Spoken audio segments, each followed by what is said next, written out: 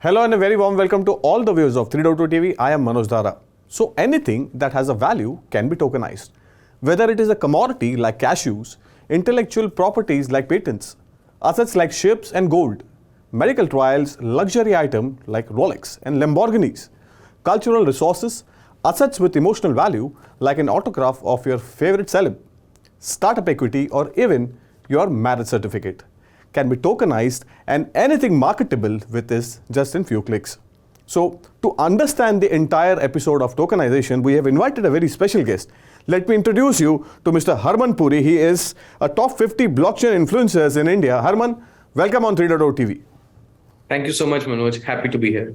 Thank you so much, Harman. And since we are talking about asset tokenization, if you can just begin with about the basics of tokenization, types of tokens for our viewers to simplify this process before we set the tone for a broader discussion.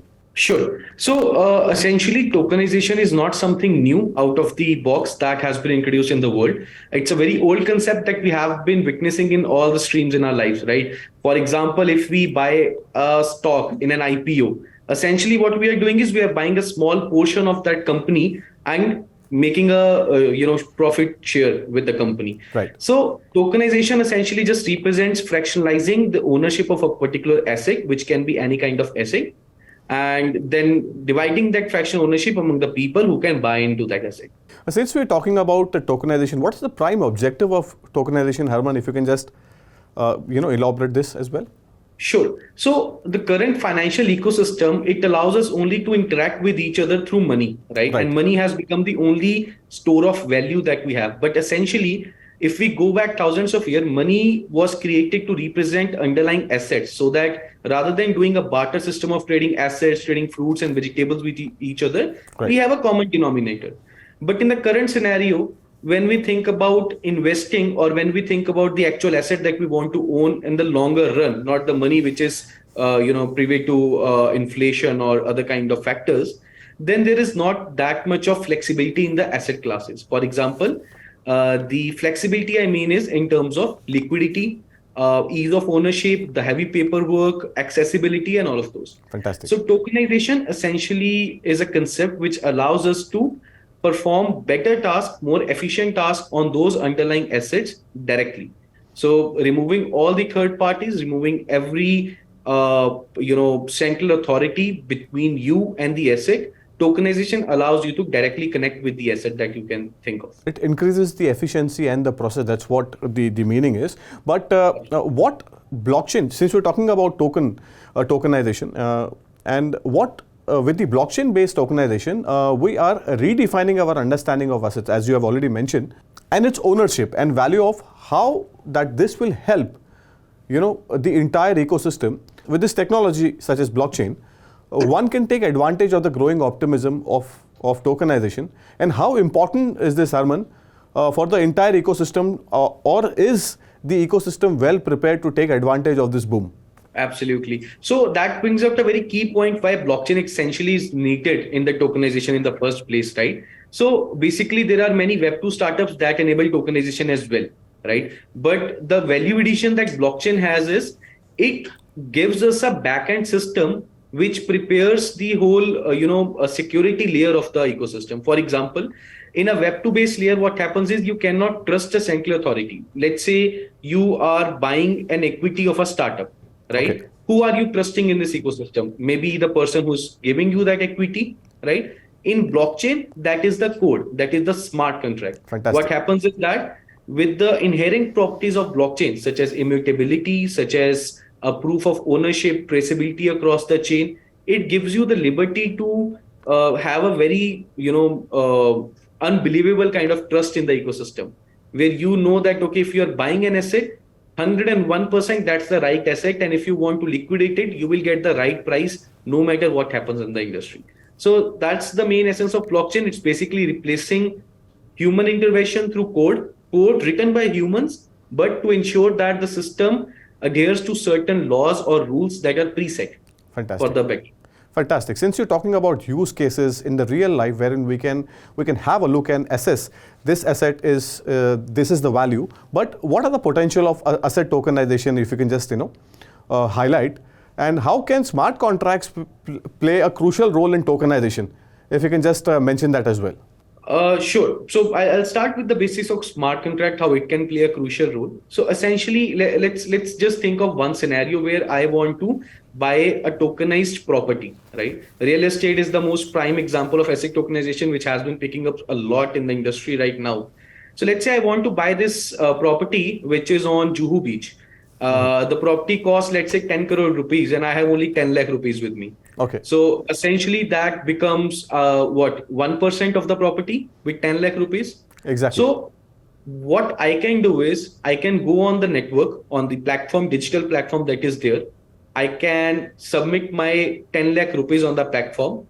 That platform will automatically calculate that current value of the property is 10 crore. Herman has submitted 10 lakhs, so 1% of the property goes to Herman, right?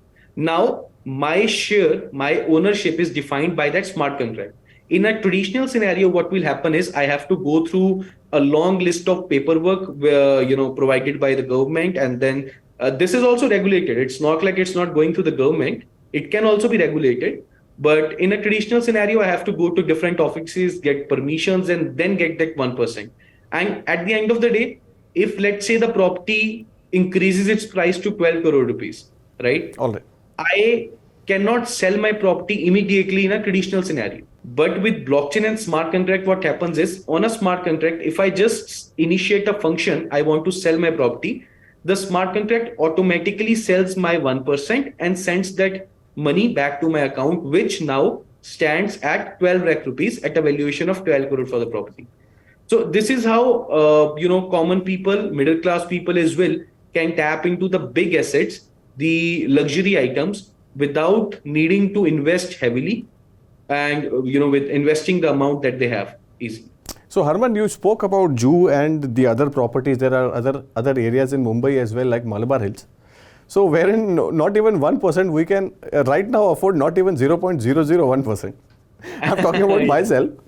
But is there a process, as far as tokenization and blockchain is concerned, wherein we get in 99% and then we have to pay only 1%? So how this process is important? You spoke about real estate. I mean, you are in northern state of India. So apart from real estate, what are the other potential? If you can just mention that as well. Sure, definitely. So I have seen a variety of use cases, like they have even astonished me sometimes. So there is this company in Dubai which is tokenizing tickets of airplanes. So you can tokenize the ticket and then sell it across, or give ownership to different people or something like that as well, right? There is one company that is tokenizing ships.